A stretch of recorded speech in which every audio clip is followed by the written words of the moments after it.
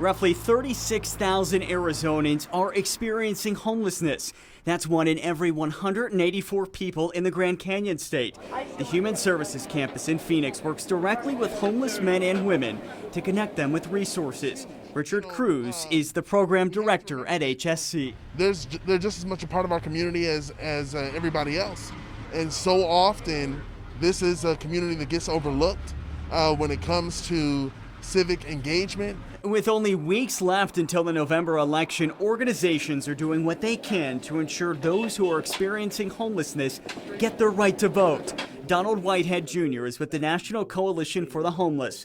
The group launched the You Don't Need a Home to Vote campaign, which empowers and educates homeless voters in all 50 states. Our campaign is to make sure that people who are homeless and people who work with people that are homeless absolutely know that they have a right to vote in this country.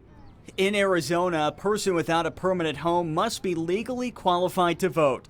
That means they have to be a U.S. citizen, an Arizona resident, age 18 or older, have no felony convictions unless their rights are restored, and be able to write their name unless prevented by a disability.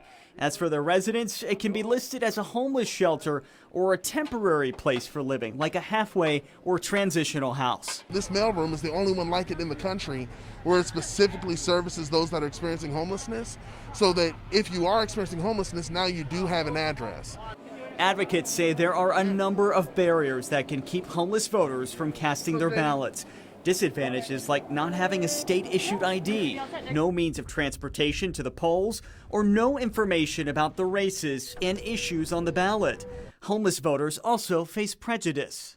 One of the biggest challenges for homeless people at times is just at times their physical appearance may cause them to be harassed, may cause a level of discrimination. On Election Day, the Human Services Campus will help bus those who are experiencing homelessness to polling locations. Cruz says the goal is to make sure this community is not forgotten.